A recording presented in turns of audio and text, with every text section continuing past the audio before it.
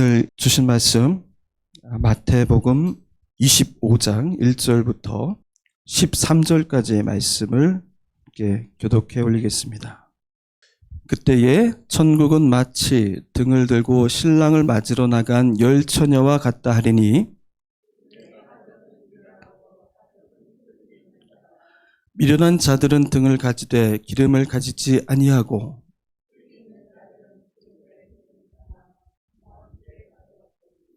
신랑이 더디움으로 다 졸며 잘세.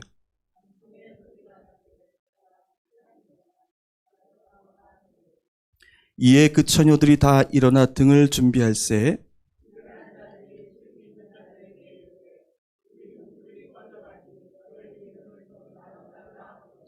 쓸기 있는 자들이 대답하여 이르되 우리와 너희가 쓰기에 다 부족할까 하노니 차라리 파는 자들에게 가서 너희 쓸 것을 사라 하니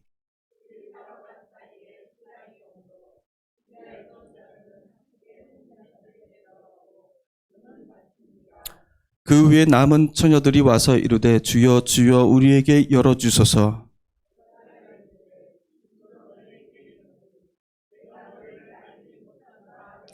같이 읽겠습니다. 그런즉 깨어있으라 너희는 그날과 그때를 알지 못하느니라. 아멘. 할렐루야. 주일 예배에 참석하신 여러분 주님의 이름으로 축복하고 환영합니다. 인사 나누겠습니다. 주님의 평화를 빕니다.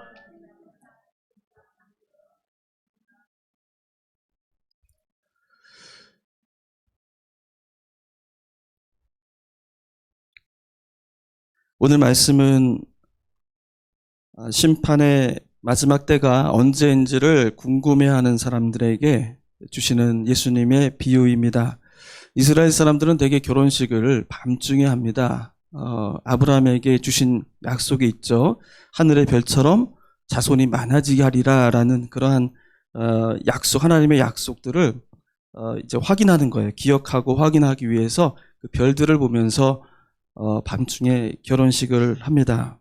결혼식을 할 때 이제 신랑 측에서 신랑 측만의 이제 행사를 치르고요. 그리고 나서 신부를 데리러 이 신부 집으로 신랑이 찾아옵니다. 그리고 이제 이 신부를 데리고 또 신부와 같이 도와주는 그 처녀들을 같이 이 하객들을 데리고 같이 신랑 측으로 가는 것이죠. 그래야만 이제 본격적인 결혼식이 시작이 되는 것입니다. 그런데 이제 신랑 측에서의 이 행사가 언제 끝날지는 모르는 거예요. 거기에 사정에 달려 있는 것입니다. 미리 시간을 알 수가 없기 때문에 이 신부 측에서는 신랑이 오기만을 전화기가 있는 것도 아니고 그냥 마냥 기다릴 수밖에 없는 것이죠. 그래서 항상 나설 준비를 항상 하고 채비를 하고 기다리는 것입니다. 오늘 비유 말씀에서는 이제 그 신랑이 지체하였다 이렇게 말하고 있습니다.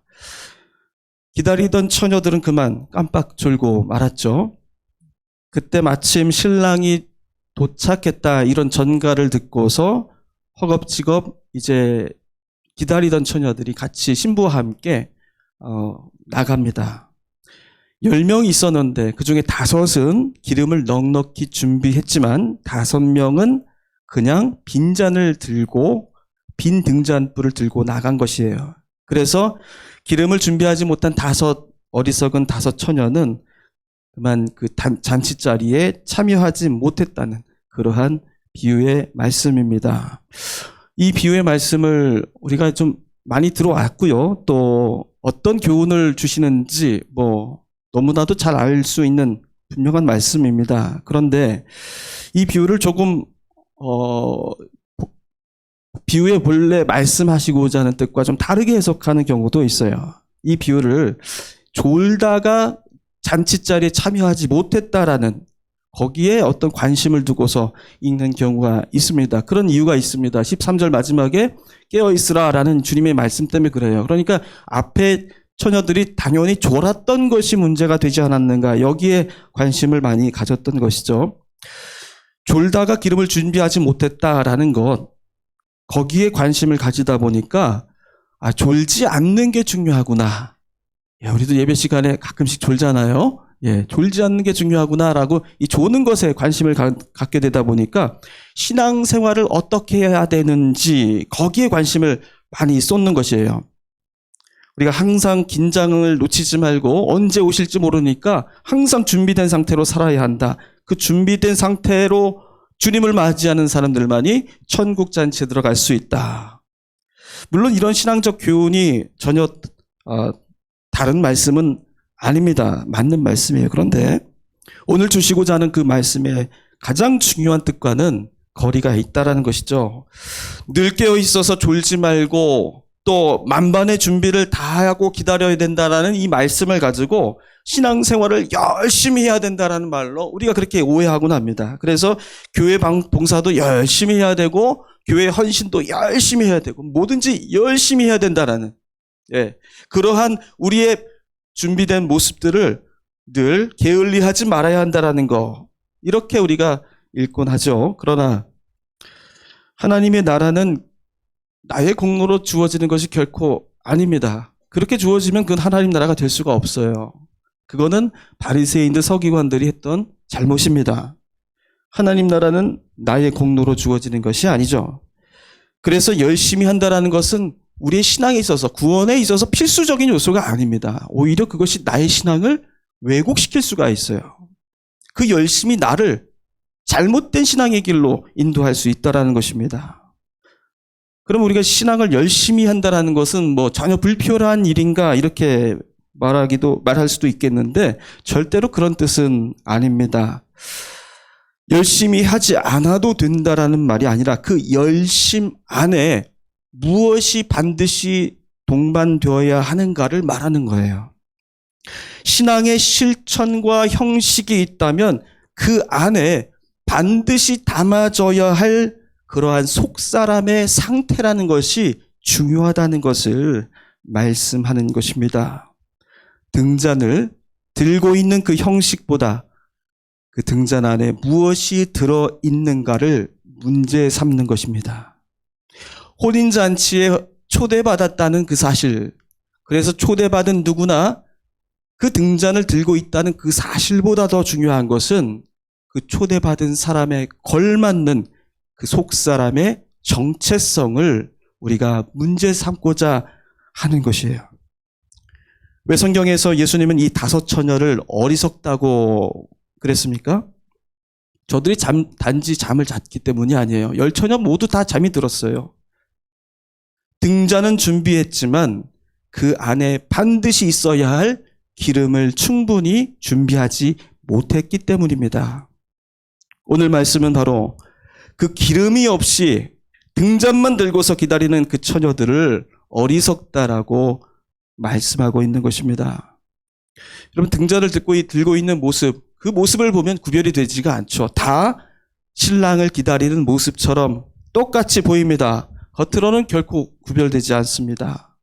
모두가 다 열심히 교회 다니죠. 모두가 다 주일 성수하고 주님 앞에 11조 드리고 또 교회에 헌신하고 여러 가지 일로 구제활동 열심히 하고 다 그런 모습은 같아 보일 수가 있습니다. 그런데 정작 주님께서 다시 오셔서 천국 잔치에 참여하게 될 그때가 오면 그것을 결정하는 일은 그걸로 결정되지 않는다는 거예요. 무엇이 결정한다는 것입니까?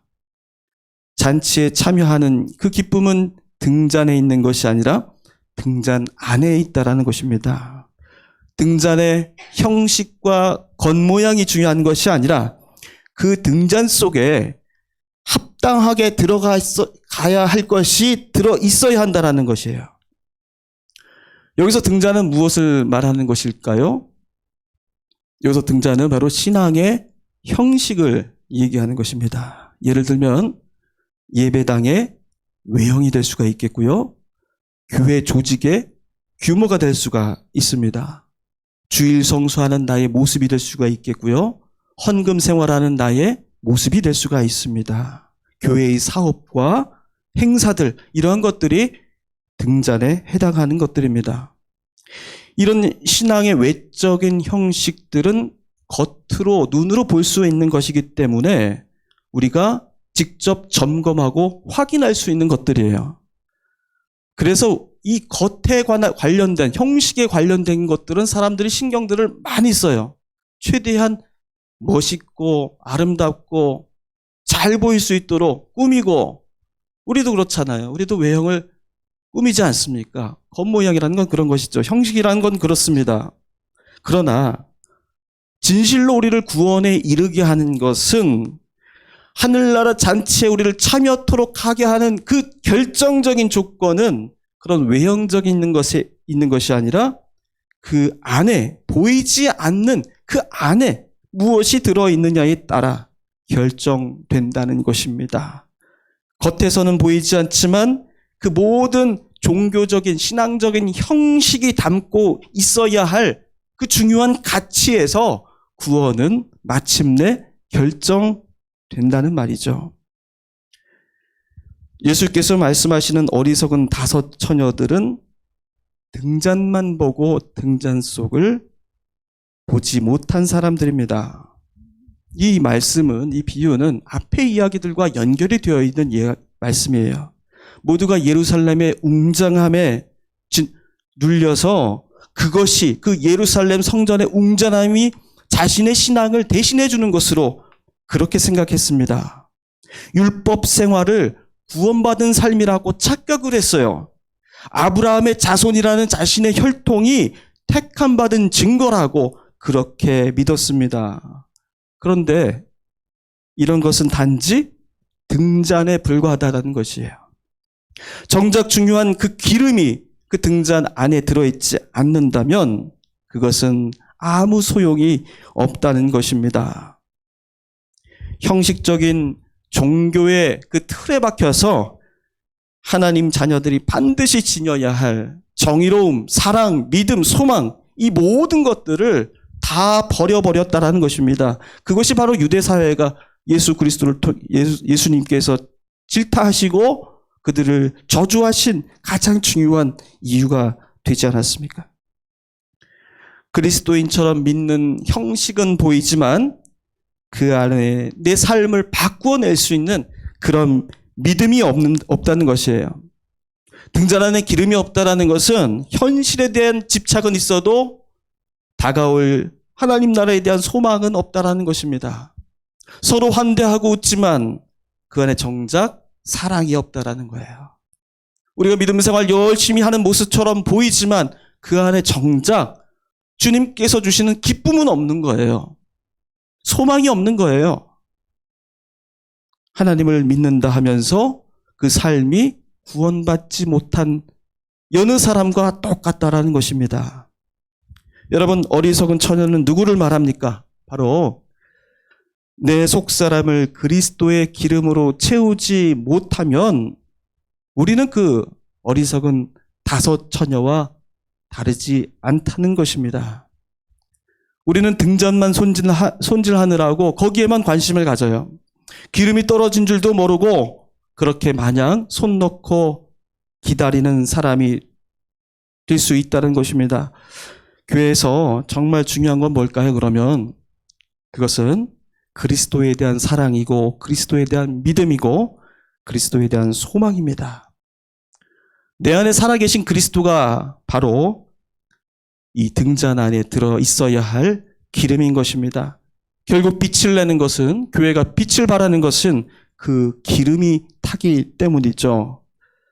그리스도가 내 안에 계셔야만 등잔이 빛을 낼 수가 있습니다. 겉으로 드러난 모든 것들은 빛을 내도록 하는 형식에 불과합니다. 기름이 있어야만 그 등잔이 의미가 있어지고, 기름이 있어야만 내 열심이 결실을 맺는 것이고, 기름이 있어야만 은혜가 충만하고 우리 안에 기쁨이 넘쳐나는 것입니다. 여러분, 예배당, 교리, 종교 행사 다 그런 것들이 소중한 것들이죠. 그러나 그 안에 기름이 없다면, 그리스도의 그 기름이 없다면 우리는 아무리 화려한 외관을 가진 사람들이라 할지라도, 교회라 할지라도 우리는 하나님 나라와 아무 상관이 없다라는 것입니다. 여러분, 이제 우리 속 사람을 살펴봐야 할 때입니다. 우리는 진실로 내 안을 들여다보고 있는 사람인가? 이것을 분별을 해야 합니다. 오늘날 등잔만 있고 기름이 없는 교회가 얼마나 많은지 몰라요. 정말 빈 껍데기일 뿐이에요. 그걸 세상 사람들이 먼저 알아챕니다. 아, 저 교회는 속 알매기가 없는 교회구나. 겉만 저렇게 화려하구나. 잎사귀만 무성한 무화과 나무구나 라는 것들을 너무나도 잘 압니다. 우리 안을 들여다봐야 돼요. 내 안에 계신 분이 누구이신가? 그리스도께서 진정으로 내 안에 살아계시는가? 나는 그분의 말씀으로 살아가는 사람인가? 우리 안을 들여다보지 못하고 우리는 마냥 외관에 취해 살아가고 있지는 않은가? 우리는 그러한 것을 깊이 성찰하고 또 그것을 가득 채우기를 소망하는 그리스도인이 되어야 할 줄로 믿습니다. 갈라디아서 2장 20절에서 이렇게 말씀하고 있습니다. 우리 함께 읽어보겠습니다. 내가 그리스도와 함께 십자가에 못 박혔나니 그런즉 이제 내가 사는 것이 아니요 오직 내 안에 그리스도께서 사시는 것이라. 이제 내가 육체 가운데 사는 것은 나를 사랑하사 나를 위하여 자기 자신을 버리신 하나님의 아들을 믿는 믿음 안에서 사는 것이라. 아멘. 내 안에 빛을 밝혀주시는 기름과 같으신 분이 바로 그리스도이십니다. 그 그리스도가 내 안에 살아 계시도록 해야 하는 것, 그것이 바로 우리 신앙에서 가장 중요한 거예요. 우리가 그 믿음 안에서 살아가면 우리의 그 등잔이 아무리 허술하고 작아 보여도 보잘것없어 보여도 거기에서 빛이 나는 것이고 그것으로 하늘나라의 잔치에 참여할 수 있는 자격이 주어진다는 것입니다. 여러분, 우리 안에 그리스도의 기름이 있는지를 돌아보시기를 바랍니다. 여러분, 우리는 지금 새로운 예배당을 준비하고 있죠. 근데 분명하게 알아야 될 것은 새로운 처소는 등잔이라는 것입니다. 우리가 등잔을 위해서도 기도해야 하지만 여러분, 등잔 안에 담겨져야 할 기름을 위해서 우리 더 열심히 기도해야 하는 것이에요. 그 안에 정말 그리스도의 기름이 있는지 우리 내 안속을 들여다봐야 하는 겁니다. 우리 교회가 그리스도의 기름으로 타오르는 교회인지를 분별할 수 있어야 한다는 것입니다. 우리가 더 깊이 기도하고 준비해야 할 것은 우리 교회 안에 있는 교회 안에 그리스도의 성령의 기름으로 우리가 가득 채워나가는 것.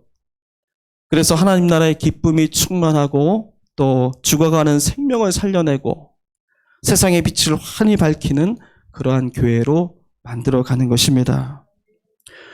등잔은 곧 이루어질 것입니다. 우리가 기도하고 준비해야 될 것은 정작 등잔이 생겼는데 등잔은 만들어졌는데 그 안에 채울 기름이 없어서 허겁지겁 어디 살아나가야 될 때가 된다면 얼마나 참 비참하겠습니까? 하나님께서 약속을 우리에게 이루어 주셨는데 우리 안에 기름이 없어서 그 등불을 밝히지 못한다면 얼마나 참담하겠습니까? 우리가 기도하고 준비할 것은 등잔 안에 있는 기름이에요. 그 등잔 안에 기름을 얼마나 귀한 기름으로 준비해 채울 것인가. 여기에 우리의 많은 심혈을 기울이고 우리의 신앙을 쏟아붓고 우리가 마음을 합해 가야 할 줄로 믿습니다.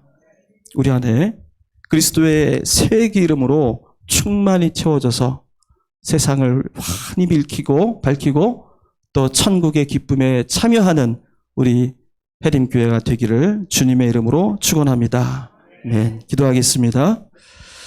하나님 아버지, 등잔을 채우지 못하고 하늘나라의 잔치에 참여하지 못한 어리석은 처녀의 이야기를 들으며 우리를 돌아봅니다. 주님, 우리에게 주실 그 등잔을 기다리며 우리의 기름을 채우고 있는 모습도 돌아보게 하여 주시옵소서. 예수 그리스도의 기름으로 가득 채워 주님, 이 교회가 불타오르는 교회가 되게 하여 주시고 세상을 향해 주님의 환한 빛을 비추어내는 주님 산 위의 등불과 같은 교회가 되게 하여 주시옵소서. 이 말씀 따라 살아갈 때에 우리 교회 복이 되게 하여 주시며 하나님의 거룩한 나라가 임하여 주시옵소서. 예수님의 이름으로 기도하옵나이다. 아멘.